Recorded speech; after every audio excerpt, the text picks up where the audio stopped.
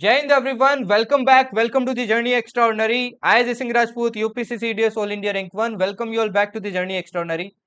So finally आपका एफकेट का result आ चुका है एंड काफी सारी कैंडिडेट्स आपके क्लियर कर चुके हैं। तो अभी बारी आती है भाई आपके स्टेज 2 की and as you all know आपके सीडीएस एनडीए उसका भी आपका रिजल्ट जल्दी आ जाएगा। मोस्ट प्रोबेबली आपके 30 सितंबर तक आ जाएगा, ठीक है ना। ओके, थोड़े दिन की और बात है, इनका भी रिजल्ट आ जाएगा। तो भाई नेक्स्ट स्टेज की तरफ अपन मूव करते हैं, that is SSB and AFSB. अब इस वीडियो के अंदर मैं आपको वो सारी चीजें बताने वाला हूं जो आपको पहले से प्रिपेयर करनी है before joining the free batch of SSB AFSB. As I told you आपका फ्री बैच आने वाला है SSB AFSB. And let me tell you, ये जो आप 20-20 हजार की कोचिंग जाते हैं उसमें उतना नहीं सीख पाओगे जितना मैं आपको इस पर्टिकुलर बैच के अंदर सिखा देगा। इवन आज मैं आपको इतना कुछ सिखा देगा, आप पूरा यूट्यूब देख लेना। जो चीजें मैं आज आपको इसके अंदर पढ़ाऊंगा ना, पूरे यूट्यूब पे आपको नहीं मिलेगी। जिस तरीके से मैं आपको चीजें चीजें सिखाऊंगा, वो कौन से सीक्रेट्स है, सीक्रेट्स इन द सेंस की लाइक बहुत सी ऐसी चीजें होती है जो आपको एक्चुअल में पता ही नहीं होती है कि एसएसबी में उनको अप्लाई कैसे करते हैं। हर एक चीज की बात करूंगा, चाहे पहले तो अपन बेसिक्स की बात करेंगे, एसएसबी क्या होता है, प्रोसीजर क्या होता है, ओएलक्यूज क्या होता है। जैसे ओएलक्यूज इनको डिटेल में समझेंगे, मतलब डिटेल में एक्चुअली इनका मीनिंग बताऊंगा मैं। एक्चुअली ओएलक्यूज आपकी चेक कैसे होती है, कहां पे इंप्लीमेंट होती है, ठीक है ना। और आपके आयु वगैरह, साइक वगैरह, जीटीओ वगैरह कैसे इंटरप्रेट करते हैं, क्या आपको प्रिपेयर करना है, पीपीडीटी के बारे में भी अपन बात करेंगे। हर एक चीज के बारे में बात करने वाले इसमें, ठीक है ना। तो हर एक चीज वो आपको बताऊंगा जो आपको पहले से ही प्रिपेयर करनी क्या कर देनी है भाई, स्टार्ट कर देनी है। एंड फाइनली काफी लोगों के मन में डाउट ये भी होता है सर कौन सी कोचिंग जाना चाहिए, कौन सी नहीं जानी चाहिए ऑफलाइन में। तो वो भी मैं आपको बताऊंगा भाई, आप कौन सा वाला कोचिंग जा सकते हो, कौन सा वाला नहीं जा सकते हो, ठीक है ना। ओके, चलिए फिर बिना कोई टाइम वेस्ट के स्टार्ट करते हैं। अच्छा ये बता दूं कि आपके एफकेट का जो एडमिशन है वो स्टार्ट है फॉर एफकेट 1 2026। आपको directly the journey extraordinary application download करनी है प्ले स्टोर से। कोर्सेज में जाना, और कोर्सेज में आप ये कोर्स क्या कर सकते हो, परचेज कर सकते हो। आप इसको ईएमआई से भी परचेज कर सकते हो, ठीक है ना। ईएमआई से भी परचेज कर सकते हो, इंस्टॉलमेंट में भी परचेज कर सकते हो। ओके, इसका एडमिशन अभी ओपन रहेगा। Okay, rest you can also visit journey extraordinary dot in website, वहां से भी आप क्या कर सकते हो, परचेज कर सकते हो। And you all know that क्या पढ़ाता हूँ मैं बैच के अंदर, क्या नहीं पढ़ाता हूँ और कितना रिजल्ट रहता है, तो उसकी टेंशन बिल्कुल भी मत लेना। ओके, चलिए अब स्टार्ट करते हैं। सबसे पहले अपन जानते हैं भाई एसएसबी एएफएसबी के बारे में। अब ये जो पिक्चर्स है ना, ये सारे के सारे वही कैंडिडेट्स है जो इधर अपने फ्री बेस से या फिर पेड बेस से रिकमेंड हुए। पहले मैं खुद के बारे में बता देता हूँ, क्योंकि मैं इतनी सारी चीजें आपको बताने वाला हूँ तो आपको पता होना चाहिए ना कि मैं बताने लायक हूँ कि नहीं। सो आई अजय सिंह राजपूत, मैं फर्स्ट अटेम्प्ट में आपके रिकमेंड हुआ था from AFSB. Okay, and I also got best psych from one of the assessor that I had the best psych at that time, maybe now also. Okay, because थोड़ी साइक में practice भी चाहिए होती है। इवन इतना अच्छा साइक था कि आउट ऑफ 200 कैंडिडेट्स मेरी जो कॉपीज थी वो काफी बच्चों में डिस्ट्रीब्यूट भी हुई थी। Okay, and I have also secured all India rank 1 in UPSC CDS. I have already given 35 plus recommendation in last 1 year. These are my achievements in the field of SSB AFSB. बाकी तो और चीजों से related आपके achievements है, तो SSB के लिए आई थिंक इतनी काफी है ना। अब बात करते हैं भाई एसएसबी एएफएसबी। अच्छा, जो रिपीटर्स है उनको ये फर्स्ट वाली स्लाइड और सेकंड वाली स्लाइड थोड़ी बोरिंग लग सकती है, तो वो इसको स्किप कर सकते हैं। बट थर्ड वाली गलती से मत करना, कुछ चीजें आपको बतानी है, ठीक है ना। ये ईगो पे मत लेना कोई भी कि मैं रिपीटर हूं तो मेरे को तो सब आता है, वो आता है, तो वो चीज कहीं ना बैकफायर कर देगी भाई। एंड प्लीज इस वीडियो को स्किप मत करना। आप बाकी करते हो ठीक है, और इसको स्पीड अप भी कर रहे हो तो इतनी स्पीड पे रखना कि आपको समझ में आ रही है चीजें, ठीक है ना। सबसे पहले मैं बात करता हूँ ये एसएसबी एएफएसबी क्या डिफरेंट चीज होती है। देखिए, ये आपके एएफएसबी से रिकमेंड हुए थे, ये आपके एसएसबी से रिकमेंड हुए थे, और ये आपके सीजीएसबी से क्या हुए थे, रिकमेंड हुए थे। ठीक है, अब ये सीजीएसबी क्या है, बाकी तो ठीक है ना। उसी एएफएसबी अगर देखो आप एफकेट क्लियर करते हो, है ना, या फिर आप क्या करते हो, सीडीएस फॉर एएफए क्लियर करते हो, या फिर आप एनडीए फॉर एएफए क्लियर करते हो, तो आपका जो एसएसबी होता है ना वो कहाँ होता है, एएफएसबी के अंदर होता है। अगर आप आईएमए वगैरह के लिए क्लियर करते हो, या फिर ओटीए के लिए क्लियर करते हो, या फिर एनडीए के लिए, आर्मी के लिए क्लियर करते हो, तो आप कहाँ जाओगे, एसएसबी जाओगे। वहीं अगर आप कोस्ट गार्ड, जो अभी एग्जाम हुआ आपका, काफी इजी आया था भाई, है ना, आज ही हुआ था, एंड काफी पॉजिटिव रेस्पॉन्स था। काफी मतलब जो बैच के स्टूडेंट्स थे और आपके वाईटी के स्टूडेंट्स थे वो तो बहुत अच्छा परफॉर्म करके हैं, क्योंकि काफी सारी चीजें यार डायरेक्ट आई थी। ऑलमोस्ट मैथ्स के अंदर तो बहुत से क्वेश्चन आपके डिट्टो थे, है ना, मजा आ गया ना भाई। तो वो एक और अपॉर्चुनिटी मिल गई आपको, एक्स्ट्रा एसएसबी मिल गया, ऐसे समझ लो, ठीक है ना। ओके, नाउ सी, अब ये एसएसबी एफएसबी वगैरह इनमें कोई डिफरेंस होता है क्या, देखो मेजर कोई डिफरेंस नहीं होता है। डिफरेंस देखो क्या होता है वो समझो। सिर्फ थोड़ा सा पैटर्न, मतलब किस वे में ये प्रोसीड करते हैं वही मैटर करता है। अब जो आपका एसएसबी होता है ना, ये 2 स्टेज के अंदर आपके करवाया जाता है। अच्छा, एफकेट हो चाहे एनडी हो चाहे सीडीएस हो भाई, प्रोसीजर सेम होता है, बस एनडी में थोड़ा बेनिफिट ऑफ डाउट मिल जाता है, एफकेट और आपके सीडीएस के अंदर बेनिफिट ऑफ डाउट नहीं मिलता है। 2 स्टेज के अंदर होता है, स्टेज 1 दैट इज स्क्रीनिंग जो फर्स्ट डे होता है, और दूसरा होता है आपके कॉन्फ्रेंस स्टेज 2, ठीक है ना। ओके, अब यहाँ पे देखो जो स्टेज 1 होता है आपके फर्स्ट डे हो जाता है, फर्स्ट डे क्या हो जाता है, स्टेज 1 हो जाता है, और फर्स्ट डे ही आपका क्या हो जाता है, स्टेज 2 स्टार्ट हो जाता है। मतलब साइक आपका पहले दिन ही हो जाता है। तो ये थोड़ा क्या होता है भाई, थकाने वाला होता है, मतलब एग्जॉस्टिव टास्क होता है आपके, ठीक है ना। ये काफी एग्जॉस्टिंग टास्क होता है। वहीं अगर अपन किसकी बात करें भाई, एसएसबी की बात करें, तो एसएसबी की बात करें तो इसमें आपके फर्स्ट डे क्या होता है भाई, आपके स्टेज 1 होता है, और सेकेंड डे से आपका स्टेज 2 स्टार्ट होता है। अब स्टेज 1 क्या होता है, स्टेज 2 क्या होता है, इसके बारे में आगे बात करूंगा। वहीं अगर कोस्ट गार्ड की बात करूं तो इसका स्टेज 1 आपके 1 दिन का होता है, ठीक है ना, फर्स्ट स्टेज। फिर आपको एक ब्रेक मिलेगा मस्त, इन सब में ब्रेक नहीं मिलता, बाकी सब में है ना, सेकेंड डे से स्टार्ट हो जाता है, इसमें ब्रेक मिलेगा, कई दिनों का आपको टाइम मिलेगा, फिर वापस बुलाएंगे, फिर आपके सेकेंड क्या होगा, स्टेज स्टार्ट होगा, ऐसे होता है। तो तीनों में देखो पैटर्न अलग है, बाकी प्रोसीजर एकदम सेम है, कोई डिफरेंस नहीं है, ठीक है ना। ओके, अब चलिए अपन बात करते हैं what is AFSB and SSB procedure, procedure क्या होता है, ठीक है ना। अब ये देखो, ये अपने फ्री ग्रुप से ही है, फ्री बैच से ही है, फ्री ग्रुप में even he is the captain and he got recommended twice, है ना, 2 बार ऑलरेडी ये रिकमेंड हो चुके हैं, एंड ऑब्वियसली इन्होंने वही सारे रिसोर्सेज वगैरह वही स्ट्रेटेजी फॉलो की थी। तो बात सिंपल सी है भाई, मेहनत करनी पड़ेगी, खुद से ऑनेस्टी रखनी पड़ेगी, ठीक है ना। अब स्टेज 1 की अगर बात करें, स्टेज 1 की बात करें तो देखो, जब आप वहां पे पहुंचोगे, एसएसबी पहुंचोगे या एएफएसबी पहुंचते हो, एक ही बात है भाई, मैं एसएसबी बोलूं एएफएसबी बोलूं एक ही बात है, ठीक है ना। कुछ डिफरेंस होगा तो मैं बोलूंगा कि इसमें ये डिफरेंस है। अब वहां पे पहुंचोगे तो फर्स्ट डे क्या होता है भाई, आपका रिपोर्टिंग होता है। First of all SSB AFSB procedure आपका 5 डे होता है, ठीक है ना, 5 डे प्रोसीजर होता है। अब कुछ जगह ना आपके एसएसबी बोर्ड में ये 4 डे का प्रोसीजर बना रहे हैं, जैसे कि भोपाल बोर्ड में ये 4 डे हो जा रहा है, फोर्थ डे ही आपकी क्या हो जा रही है, सारा काम खत्म हो जा रहा है भाई, ठीक है ना। कहीं ना कहीं वो कॉन्फ्रेंस वगैरह को भी क्या कर रहे हैं, एलिमिनेट कर रहे हैं। ओके, अब फर्स्ट डे क्या होता है भाई, फर्स्ट डे आपका होता है स्टेज 1, इसमें 2 टेस्ट आपके कंडक्ट किए जाते हैं। पहला टेस्ट होता है officers intelligence rating test, that is OIR test. दूसरा जो टेस्ट कंडक्ट किया जाता है that is PP and DT, ठीक है ना। ओआईआर के अंदर जैसे आपका रीजनिंग का टेस्ट होता है ना एफकेट का, वो तो काफी मतलब इसके कंपैरिजन में काफी डिफिकल्ट होता है, और ये काफी इजी होता है, टाइम बाउंड होता है, टाइम कम मिलता है, बट इजी काफी होता है, इजीली आप कर सकते हो। एफकेट वालों को तो कोई दिक्कत ही नहीं होने वाली है, बाकी एनडी वाले और सीडीएस वाले थोड़ा सा प्रैक्टिस करके चले जाना, क्योंकि आपने वो चीजें क्या नहीं की है, पहले प्रैक्टिस नहीं की है, ठीक है ना। तो ये चीज करके जाना भाई। ओके, इसके बाद में आपका PPDT, picture perception and discussion test. इसमें क्या होगा भाई, आपको एक पिक्चर दिखाई जाएगी, उसके ऊपर आपको 1 मिनट, आपको 30 सेकेंड ये पिक्चर दिखाएंगे, उसके बाद में आपको 1+4 मिनट मतलब 5 मिनट का टाइम मिलेगा, इसके ऊपर आपको स्टोरी लिखनी है, एंड आफ्टर दैट एक आपका क्या होगा भाई, ग्रुप डिस्कशन होगा। उसके हिसाब से इन दोनों के कंबाइंड रिजल्ट आपका लिया जाएगा कि आपको सेकेंड डे के लिए रखना है कि नहीं रखना है, या यहीं से भगा देना है। अगर यहां से आउट होते हैं ना, तो इसी को क्या बोलते हैं, स्क्रीन आउट बोलते हैं। समझ गए ना स्क्रीन आउट क्या होता है, अदरवाइज स्क्रीन इन, ठीक है। फिर होता है आपका स्टेज 2। अब स्टेज 2 देखो, मैंने क्या बताया, एएफएसबी के अंदर फर्स्ट डे स्टार्ट हो जाता है साइक टेस्ट, और स्टेज 2 आपके एसएसबी के अंदर सेकेंड डे स्टार्ट होता है। अब स्टेज 2 में देखो, जनरली आपके 4 पार्ट होते हैं, बट मेजर 3 पार्ट होते हैं। पहला पार्ट आपका साइक, साइक टेस्ट होता है। दूसरा पार्ट है भाई आपका इंटरव्यू, आयु, ठीक है ना, इंटरव्यूइंग ऑफिसर लेगा। और तीसरा क्या होता है भाई, आपका जीटी, ग्राउंड टास्क, जीटीओ लेगा जो, ठीक। एंड फाइनली इसके साथ में एक और होता है आपका, दैट इज कॉन्फ्रेंस, जिसको कहीं ना कहीं अभी एलिमिनेट किया जा रहा है ना। ये कोई टास्क नहीं है, इससे पहले ही आपका रिजल्ट तय हो जाता है। एक्सेप्शनल केसेस में आपका इसके अंदर रिजल्ट लिया जाता है, अदरवाइज इससे पहले ही आप जब रूम एंटर करते हो उससे पहले आपका रिजल्ट हो जाता है, ठीक है ना। तो ये टोटल कितने दिन चलता है आपके, 4 दिन चलता है, 4 डे। अब देखो, ये एएफएसबी के अंदर फर्स्ट डे स्टार्ट हो जाता है ना, और ये कितने दिन चलता है आपके, 1 दिन चलता है। तो टोटल 5 दिन का आपका प्रोसीजर होता है AFSB SSB. That is why it is the one of the most difficult procedure, क्योंकि आपको हर तरीके से चेक किया जाएगा, आपकी साइकोलॉजी चेक की जाएगी, आपके इंटरव्यू के थ्रू आपसे चेक किया जाएगा, और आपको फिजिकली भी चेक किया जाएगा कि आप फिजिकली कैसे परफॉर्म करते हो। तो मतलब हर तरीके से आपको चेक किया जाएगा। इंटरव्यू तो सिर्फ इसका छोटा सा पार्ट है, ठीक है ना, जो आप इंटरव्यू देखते हो वो तो इसका सिर्फ छोटा सा एक स्टेज है, ठीक है ना। चलिए अब आगे बात करते हैं। नाउ बात आती है व्हाट दे वांट। ना जो इंटरव्यूइंग ऑफिसर होते हैं, आप कोई सी भी कोचिंग चले जाओ, सब जगह यही बताया जाएगा और यही रियलिटी है।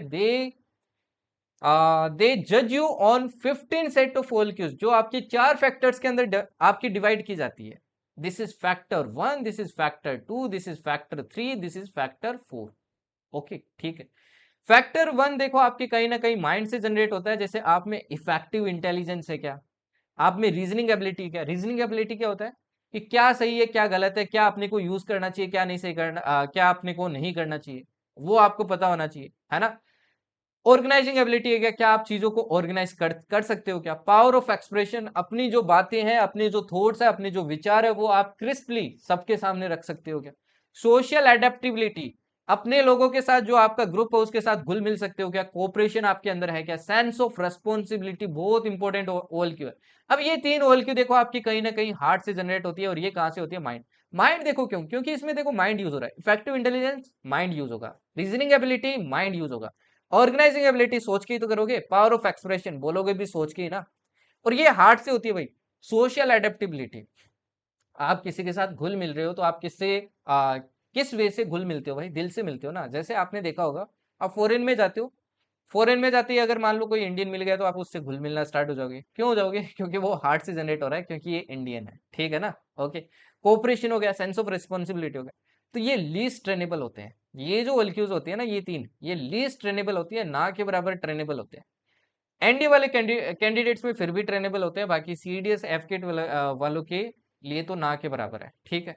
बट इसके भी तोड़ है भाई, बच सकते हैं अगर आप में ये OLQs नहीं है। फिर आते हैं भाई आपके next, initiative, self confidence, speed of decision, ability to influence the group and liveliness. ठीक है ना। इनिशिएटिव मतलब सबसे पहले कदम बढ़ाना, एंड इनिशिएटिव का मतलब यही नहीं होता है सिर्फ कि मैं आगे कदम बढ़ाऊं, सबसे पहले कदम बढ़ाऊं, जैसे ग्रुप डिस्कशन हो रहा है सबसे पहले लीड करूं, ये नहीं होता है। लीड भी करना और उसको सस्टेन भी करना जब तक आपका ग्रुप का टारगेट अचीव ना हो जाए, ठीक है ना। ओके, सिर्फ स्टार्ट नहीं करना है, हरी झंडी नहीं देनी है, ट्रेन को आगे तक, आगे के स्टेशन तक छोड़ के आना आपको, ये काम है आपका इसके अंदर, ठीक है। सेल्फ कॉन्फिडेंस होना चाहिए, स्पीड ऑफ डिसीजन, डिसीजन जल्दी लेने आने चाहिए, स्पेशली जो एयरफोर्स के कैंडिडेट है उनकी ये OLQ बहुत अच्छी होनी चाहिए। Ability to influence the group, जो आपका ग्रुप है उसको इन्फ्लुएंस करना आना चाहिए, है ना। लाइवलीनेस होनी चाहिए, जो जिंदा दिली बोलते हैं ना जिसको, जैसे शाहरुख खान है, शाहरुख खान में आपको जिंदा दिली दिखेगी, वैसी होनी चाहिए आपके अंदर। फिर बाकी के देखो आपकी 3 OLQs लिम्ब से आपके क्या होती है, जनरेट होती है, जैसे डिटर्मिनेशन, करेज, स्टेमिना, है ना। अब स्टेमिना यहाँ पे सिर्फ स्टेमिना नहीं है, फिजिकल स्टेमिना नहीं है, फिजिकल तो है ही, साथ में है मेंटल स्टेमिना, मेंटल स्टेमिना भी आपके अंदर होना चाहिए। ओके, ठीक है। अब इन OLQs के बारे में तो ऑब्वियस सी बात है, इन डिटेल हर एक OLQ को तो अपन बैच के अंदर, जो फ्री बैच होगा उसके अंदर सीखेंगे। एक्चुअली अभी अपन समझ रहे हैं कि ये OLQs काम कैसे आती है भाई। जैसे देखो मैं एक दो एग्जांपल देता हूँ, let's understand what does it mean, कैसे वो चेक करते हैं। अब इनको काफी कोचिंग्स में सिखा दिया जाता है भाई, रट के चले जाओ, इनको कैसे ना कैसे घुसाओ अपनी चीजों के अंदर, एंड डेली लाइफ में इंप्लीमेंट करो। ऑब्वियस सी बात है डेली लाइफ में इंप्लीमेंट करना चाहिए, बट क्यों करना चाहिए वो भी तो इंपॉर्टेंट है, वो समझो ना पहले। ओके, नाउ सपोज ये है कैंडिडेट 1, ठीक है, और ये है भाई कैंडिडेट 2, ये है कैंडिडेट 2। इससे आयु ने पूछा भाई, do you smoke, do you smoke, ठीक है। ओके, अब ये पहला कैंडिडेट भी सपोज करो रियल लाइफ में भी स्मोक करता है, और ये भी रियल लाइफ में स्मोक करता है। इसने बोल दिया यस आई डू स्मोक, और इसने बोल दिया no I don't smoke, not at all.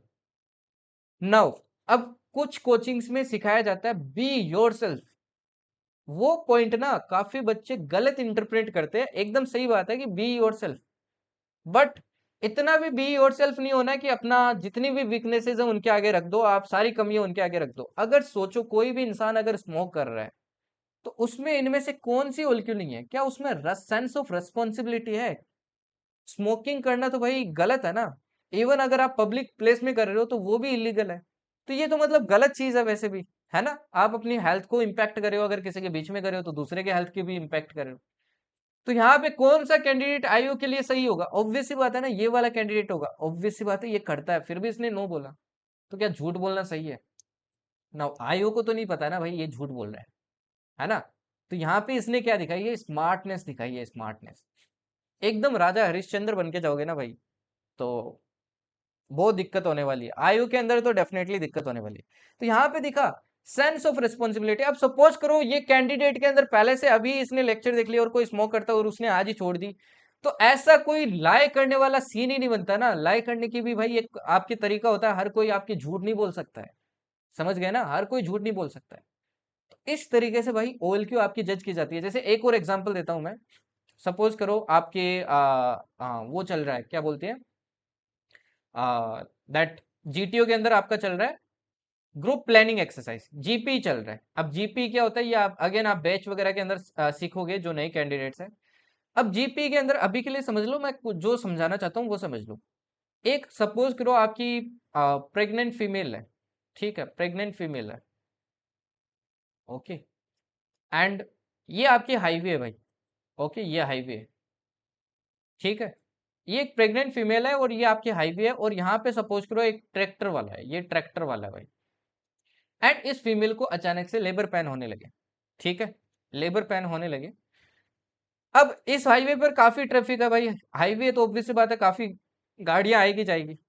अगर मैं आपसे पूछूं कि इस फीमेल को क्या अपने को इस ट्रैक्टर से ले जाना चाहिए, अगर आपसे क्वेश्चन हो कि इसको कैसे न कैसे करके आपको हॉस्पिटल पहुंचाना है अभी, तो आप कैसे पहुंचाओगे? अब काफी कैंडिडेट्स क्या करेंगे, इसको चूज करेंगे कि ट्रैक्टर यूज करते हैं ना, ट्रैक्टर अवेलेबल है, एकदम ऑब्वियस आपका रिसोर्स है।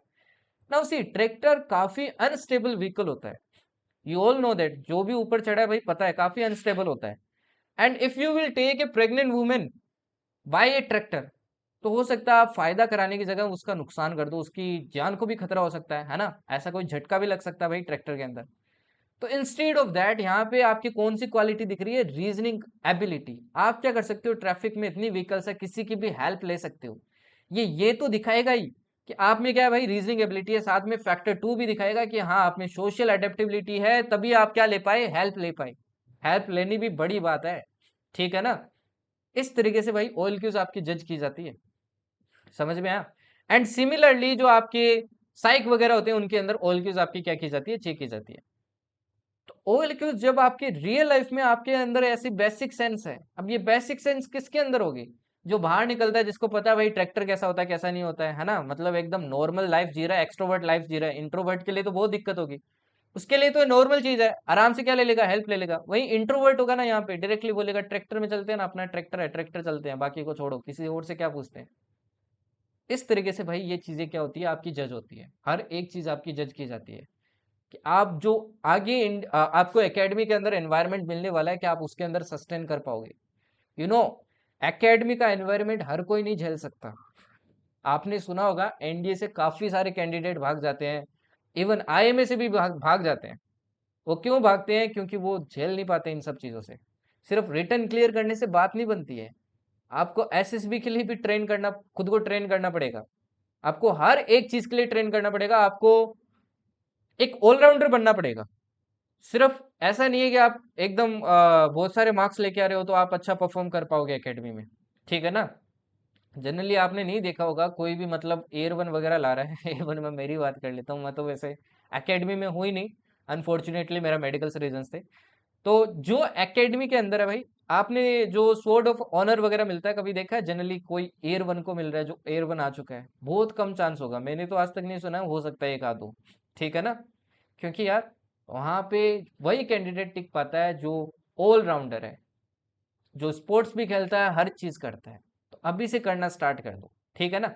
अब ये कोऑपरेशन वगैरह, social adaptability, sense of responsibility, sense of responsibility छोड़ो, ये दो ऊपर की ऑलकिस देखो।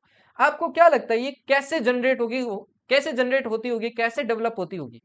जो सपोज करो इंसान आपके स्पोर्ट्स खेलता है, वो भी कौन से आपके ग्रुप स्पोर्ट्स खेलता है, डोंट यू थिंक उसके अंदर ये दोनों ऑलक्यूज होगी? वो सोशली अडेप्ट भी कर लेगा किसी के साथ और कोऑपरेट भी कर लेगा। इसलिए देखो, जो आप लाइफ में जितनी भी चीजें करते हो ना, वो बहुत मैटर करती है कि आप क्या करते हो। तभी तो आपके PIQ वगैरह में पूछा जाता है कि आप स्पोर्ट्स कौन से खेलते हो, कैसे खेलते हो, क्या नहीं खेलते हो। समझ में आए ना। इसलिए ये 15 मॉलिक्यूल्स को इन डिटेल समझना बहुत जरूरी है, ठीक है, ओके। चलिए आगे बढ़ते हैं। Now how they interpret. Now देखो, आपके 3 तरीके से क्या किए जाते हैं भाई, इंटरप्रेट किए जाते हैं। नाउ स्क्रीनिंग एक अलग चीज है, बट आगे का जो 4 दिन का प्रोसीजर है ना, स्क्रीनिंग तो मैं ये भी बोलता हूँ कभी कभी आपके लक पे भी काफी बार डिपेंड करता है, बट आगे के जो 4 दिन है ना, उसमें लक फैक्टर आपका काम नहीं करता है, ना के बराबर काम करता है। It is purely based on your all cues, आप में कितनी ऑल क्यूज है। अब 3 तरीके से आपको क्या किया जाता है भाई एसएसबी के अंदर चेक किया जाता है। वन इज आयु, दैट इज इंटरव्यूइंग ऑफिसर आपको चेक करेगा, साइक एंड जीटीओ। इंटरव्यूइंग ऑफिसर आपसे क्या भरवाएगा भाई, एक पेज भरवाएगा जिसको बोलते हैं पीआईक्यू। क्या भरवाएगा, पीआईक्यू भरवाएगा। इवन जिनको अभी एसएसबी कॉल लेटर वगैरह आ रहे हैं उनसे तो पहले ही भरवा लिया जा रहा है ना, ऑनलाइन आपकी, ठीक है। इस पीआईक्यू में आपको सभी डिटेल्स भरनी होगी। अब ये कैसे भरते हैं, क्या क्या होता है, सब कुछ मैं आपको बैच के अंदर इन डिटेल पढ़ाऊंगा, ठीक है ना, फ्री वाले बैच के अंदर, ओके। इस पीआईक्यू के अंदर जो भी आप चीजें लिखते हो ना, उसी पे आपका इंटरव्यू बेस्ड होता है। अब यहाँ पे इंटरव्यूइंग ऑफिसर काफी बच्चों के साथ, इवन जो रिपीटर है उन्होंने भी देखा होगा, आपकी पर्सनल लाइफ से बहुत ज्यादा इंटरेस्टेड होते हैं, पर्सनल लाइफ के बारे में बहुत ज्यादा जानना चाहते हैं, है ना। आपकी फैमिली के साथ रिलेशन कैसे है, फ्रेंड्स के साथ रिलेशन कैसे है, आपके टीचर्स के साथ रिलेशन कैसे है, आप में वीकनेसेस क्या क्या है, वो क्यों जानना चाहते हैं, क्योंकि वो इन्हीं चीजों से जज करते हैं कि आप में ऑल क्यू है या नहीं है, ठीक है ना। आपसे वो ये भी पूछते हैं कि आपने स्पोर्ट्स कौन से खेले हैं, क्योंकि उनको पता चलता है कि भाई स्पोर्ट्स वगैरह से ही वो जज करते हैं कि आप सोशली अडेप्टेबल हैं कि नहीं है। अगर कहीं पे भी उनको डाउट होता है ना, तो वहीं पे वो आपको क्या करते हैं, ग्रिल करते हैं। सपोज करो मैं आपको एक एग्जांपल देता हूं, आपने एक वीकनेस बता दी कि sometimes I get angry over small things. Suppose करो आपने ये बक दिया, निकल गया मुंह से, है ना, गलती हो गई, ठीक है, ये आपने बक दिया। अब काफी बच्चों को तो अभी ये भी नहीं पता होगा कि ये नहीं बोलना चाहिए। वीकनेस का मतलब ये नहीं होता भाई, ये तो बहुत बड़ा ब्लंडर है अगर आपने बोल दिया तो।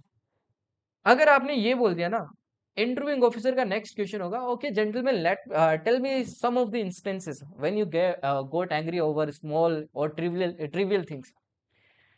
अब जब अपना पर्चा आप खोल के बैठोगे ना भाई, कि मेरी बहन के साथ इस बात पे लड़ाई हो जाती है, मम्मी के साथ इस बात पे लड़ाई हो जाती है, काफी बार ना इंटरव्यूइंग ऑफिसर मतलब इतना फ्रेंडली बनता है, वो तो फ्रेंडली तो बनता ही है क्योंकि आपसे सब चीज उगलवानी है। वो बोलेगा, अच्छा फैमिली में कभी ऐसा होता है, आपकी मदर के साथ कभी हुआ है। अब कभी कभी कैंडिडेट क्या होता है, फ्रेशर कैंडिडेट के साथ ज्यादा होता है, वो बोल देता है हाँ सर, कभी कभी मम्मी ज्यादा ही मतलब किसी चीज के लिए बोलती है, तो sometime I get angry because I am working and all that.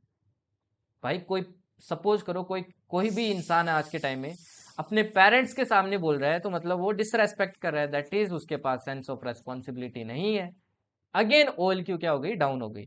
अच्छा यहाँ पे एक क्वेश्चन बहुत बनता है कि भाई आपने 12th के बाद में क्या लिया है, ड्रॉप लिया है, या फिर आपके परसेंटेज क्या हो रहे हैं, डाउन होते जा रहे हैं, या फिर आपके पास क्या नहीं है, करियर प्लानिंग नहीं है। आपके पास कोई प्लेन ही नहीं है, आपके पास एक ही प्लेन है, मैं एसएसबी देते रहूंगा, रिटर्न देते रहूंगा, एसएसबी देते रहूंगा, रिटर्न देते रहूंगा, जब तक बूढ़ा नहीं हो जाऊं तब तक यही देते रहूंगा, मतलब अटेम्प्ट खत्म नहीं हो जाए। एकदम स्टूपिड आंसर है ये एसएसबी के अंदर।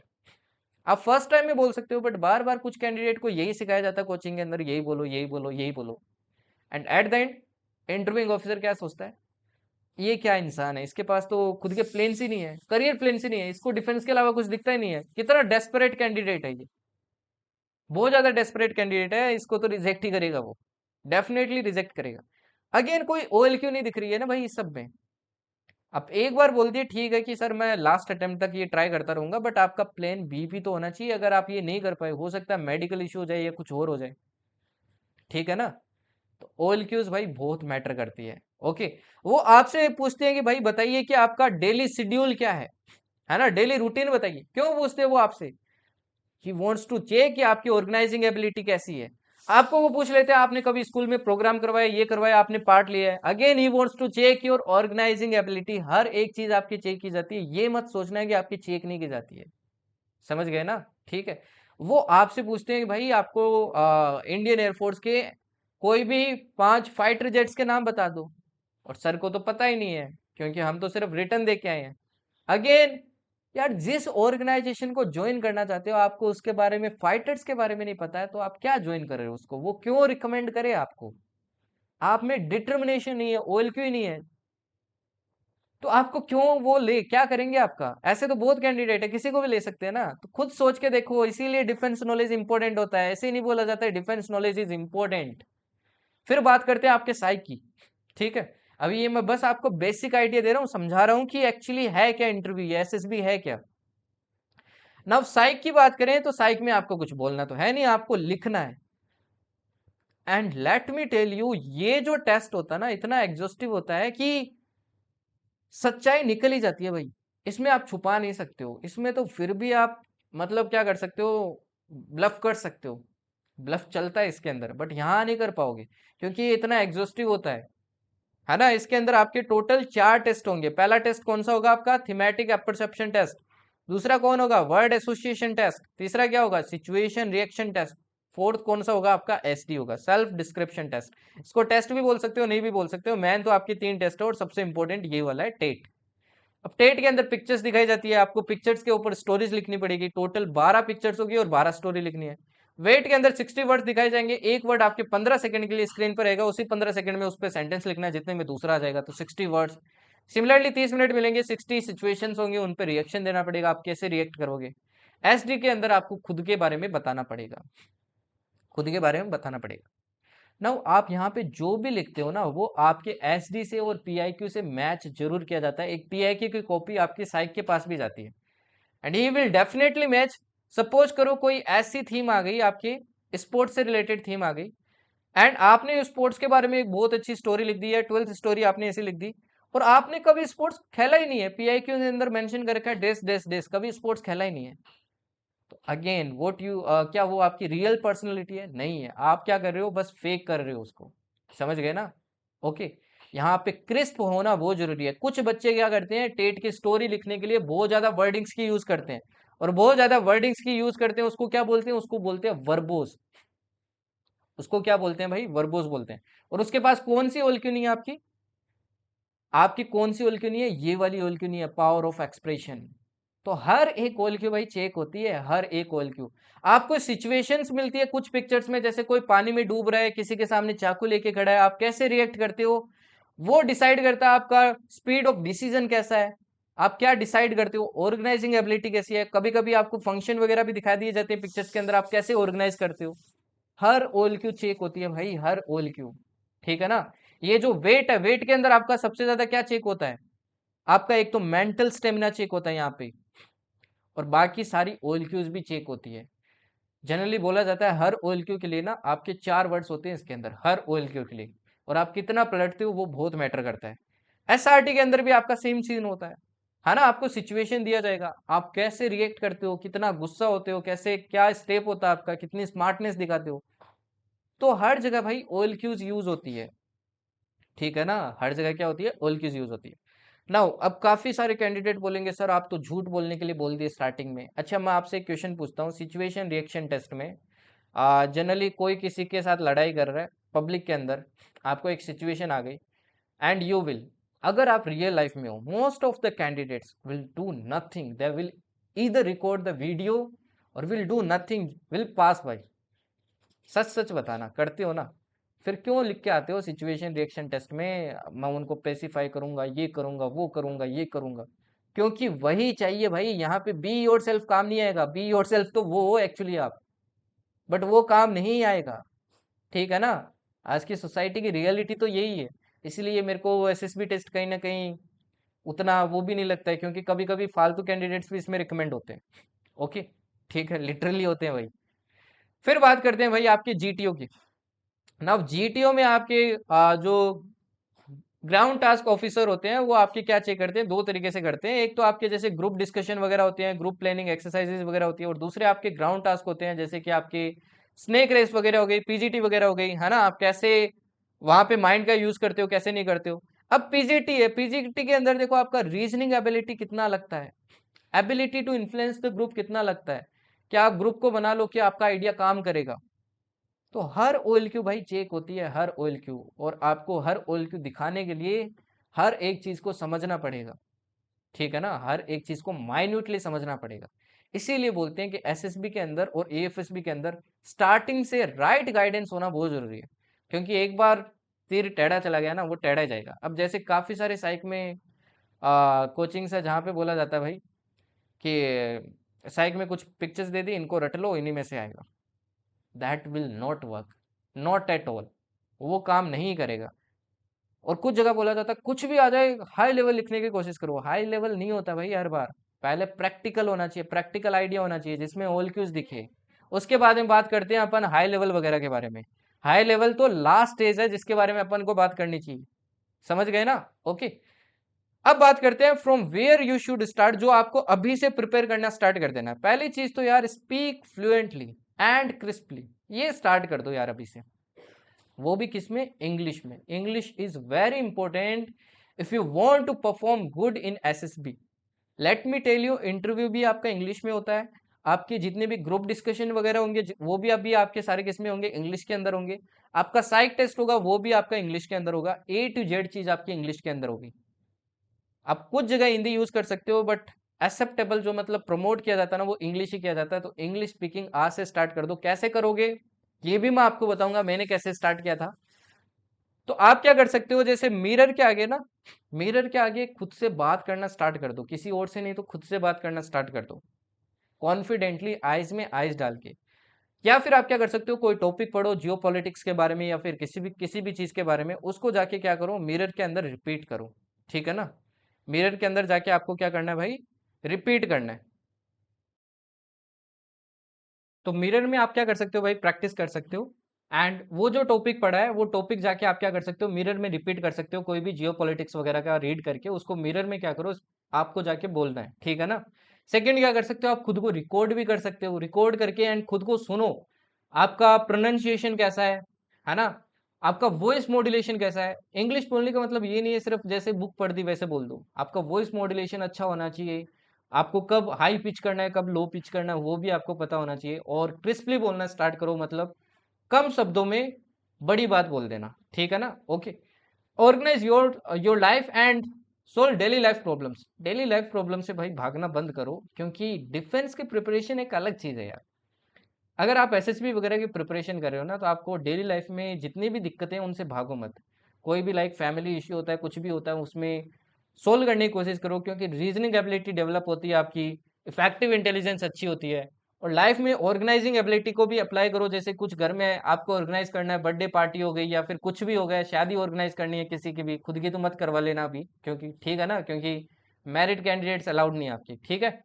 इसके बाद में बात करते हैं वर्क ऑन योर वीकनेसेस। ये बहुत इंपॉर्टेंट पॉइंट है जो काफी बच्चे इग्नोर करते हैं। वीकनेसेस तो सब काउंट करवा देते हैं बट किसी को ये नहीं पता है कि मैं अपनी वीकनेस पे काम कर रहा हूँ कि नहीं कर रहा हूँ। जैसे सपोज करो किसी की वीकनेस है स्क्रीन टाइम बहुत है, तो आप क्या कर रहे हो उसके लिए। या फिर सपोज करो कोई फिजिकली काफी अनफिट है तो वो क्या कर रहा है, फिजिकल फिटनेस के लिए क्या कर रहा है। तो वीकनेसेस पे वर्क करना स्टार्ट कर दो, कोई भी वीकनेस हो चाहे।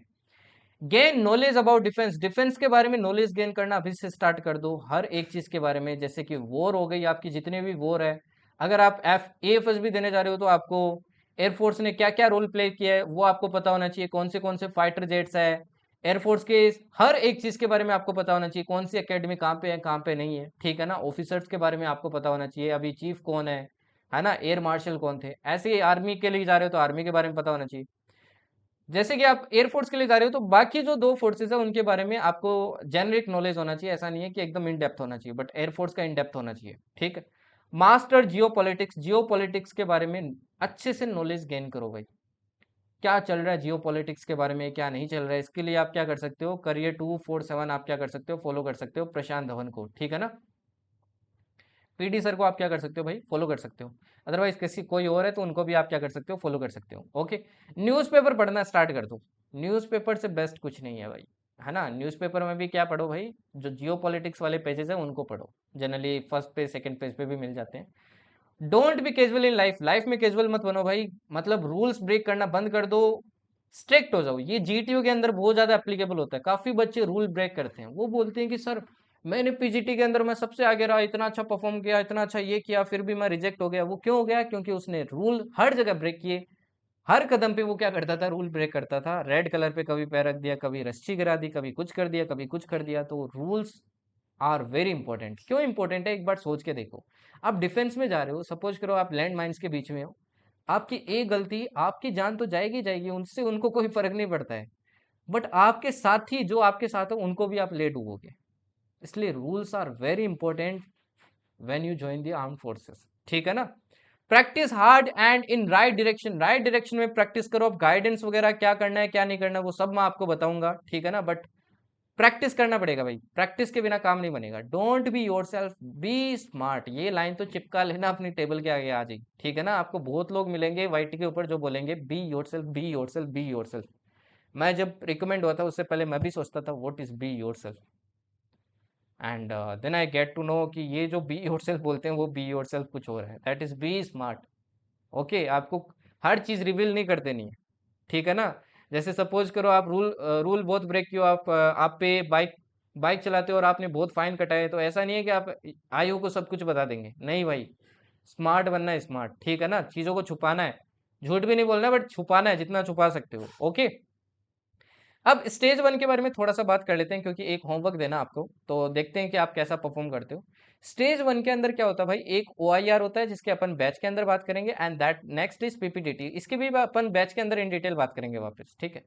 अब PPDT के अंदर क्या होता है, आपको ऐसी एक पिक्चर दिखाई जाएगी जो थोड़ी और ज्यादा ब्लर होगी, ठीक है ना, ब्लर होगी इससे, एंड ऐसी कुछ पिक्चर होगी, और ये आपको कितने टाइम के लिए दिखाई जाएगी, 30 सेकेंड्स के लिए दिखाई जाएगी, 30 सेकेंड के लिए।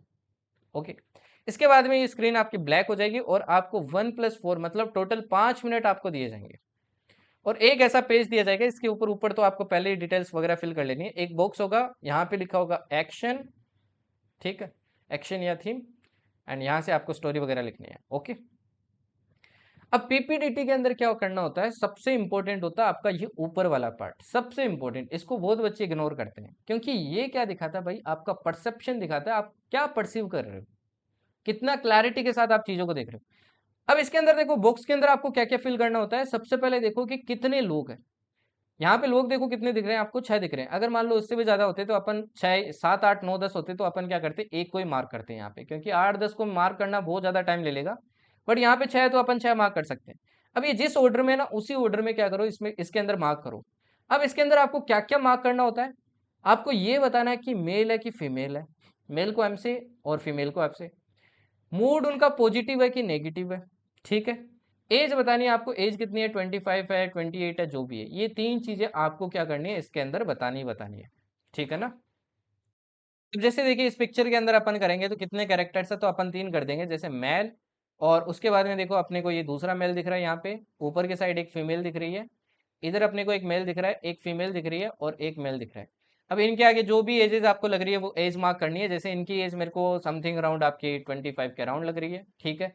मूड मेरे को न्यूट्रल लग रहा है तो मैं 0 बना दूंगा, ठीक। फीमेल देखो काफी घबराई हुई है, तो इनकी एज कितनी है, लगभग आपकी यही 24 के अराउंड है, एंड मूड थोड़ा नेगेटिव लग रहा है, काफी घबराया हुआ लग रहा है। इस आदमी का भी देखो, इनके भी आपका क्या लग रहा है भाई, नेगेटिव जैसा ही लग रहा है। तो समथिंग अराउंड आपके देखो काफी एज लग रहे हैं, तो ये समथिंग अराउंड आपके 50 है, और मूड आपका थोड़ा नेगेटिव दिख रहा है। ये अंकल भी डरे हुए हैं देखो, तो ये भी आपके क्या है, 50 के अराउंड है, एंड नेगेटिव। इनका अपने को पता नहीं है, देखो जो दिखता है ना वही मेंशन करना है, ऐसा नहीं है हवा में तीर मारना है। कुछ जगह कोचिंग में बोला जाता है नेगेटिव भाई मार के नहीं करना है, अगर मार के नहीं करना है तो यार वो क्यों बोलते हैं कि नेगेटिव है तो भाई नेगेटिव शो करो, ठीक है ना।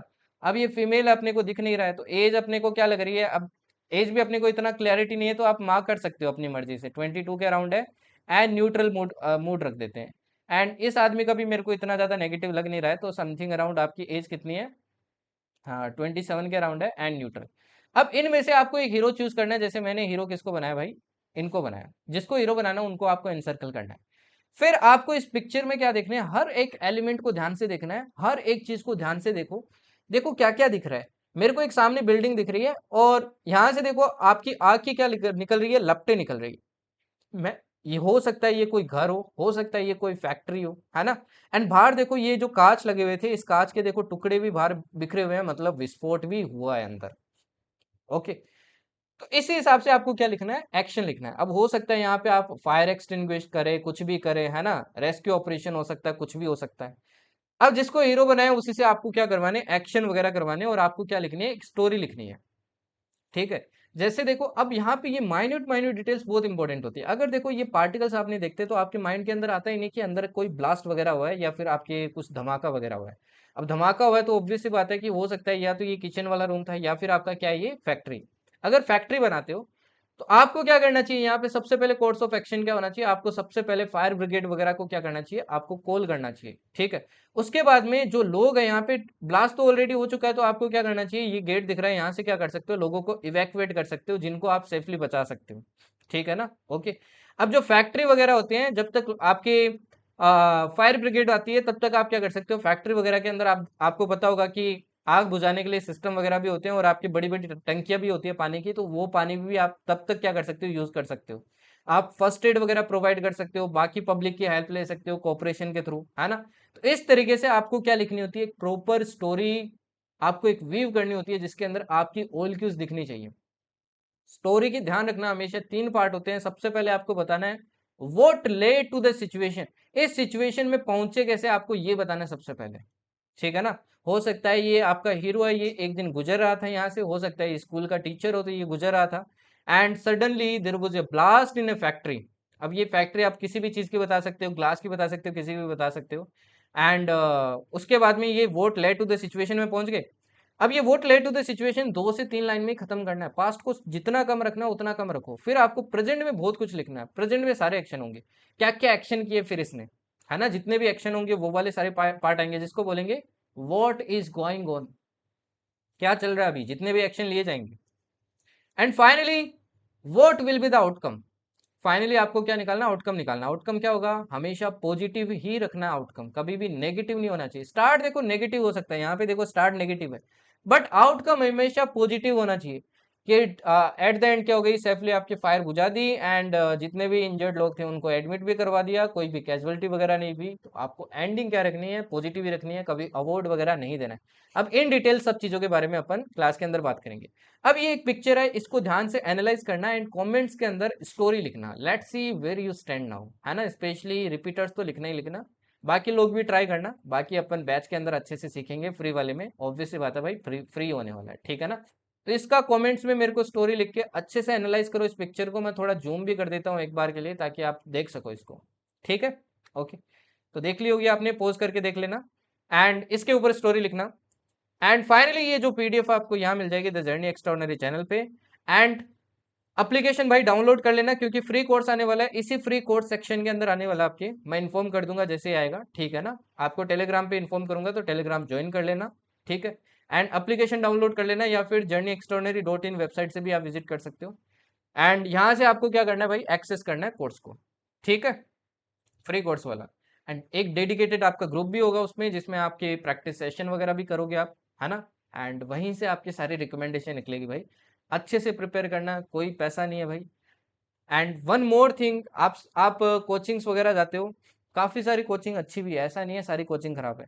बट आज के टाइम में बहुत सारी आपके एसएसबी और एएफएसबी के लिए कोचिंग्स खराब भी है। इवन मैंने खुद ने देखा है, मेरे पास से कैंडिडेट्स गए उनको कुछ भी कर दिया, जैसे कुछ कोचिंग्स में लाइक इंटरव्यू मॉक इंटरव्यू हुआ ही नहीं, उनको डायरेक्टली क्या कर दिया आपके, आ, ये बता दी कि इंटरव्यू क्वेश्चन क्वेश्चन क्या क्या पूछ सकता है, ठीक है ना। अब फ्री बैच है तो भाई अलग बात है, बट अगर आप पेड बैच में जा रहे हो तो भाई डेफिनेटली मॉक इंटरव्यू तो होना चाहिए।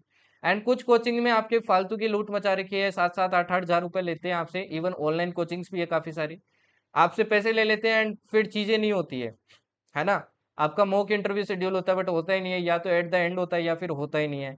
या फिर आपको बोलते हैं कि इतनी स्टोरी लिख दीजिए, इतना काम कर लीजिए, इतनी स्टोरी लिख दीजिए। वैसे यार प्रिपरेशन नहीं होती है, आपको एकदम होलिस्टिकली एकदम एकदम बेसिक अप्रोच से आपको प्रिपेयर करना पड़ेगा एसएसबी, तभी एसएसबी निकलेगा। Let me tell you, SSB मजाक नहीं है।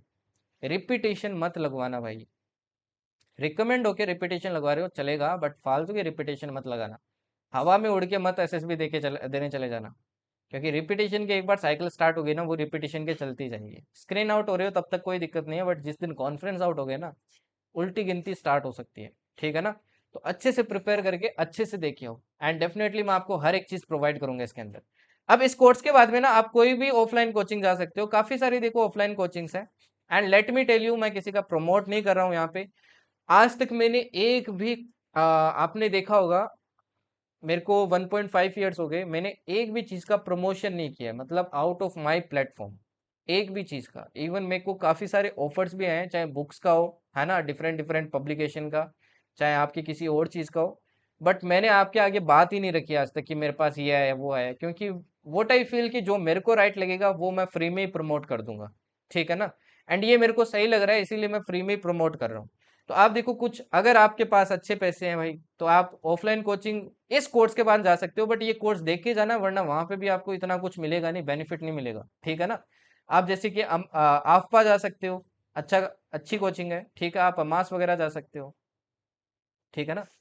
ऐसी कोचिंग से आप जा सकते हो। एंड एक दो कोचिंग और है, वो भी मैं आपको बैच के अंदर बता दूंगा, ठीक है ना। उनका मेरे को एक बार वापस देखना पड़ेगा, अभी भी स्ट्रक्चर सही है क्या उनका। तो वो कोचिंग्स भी आप जा सकते हो अगर ऑफलाइन जाना चाहते हो, ठीक है। ओके, बाकी अच्छे से प्रिपेयर करो एंड डेफिनेटली भाई अपन अच्छे से ये जो आपका एसएसबी बैच है ये भी खत्म करेंगे। एंड डेफिनेटली आपका एफकेट एडमिशन ओपन है, तो भाई एडमिशन ले लेना, ठीक है ना। जिसको अभी लेना है ले लेना, क्योंकि बाद में फिर दिक्कत होगी।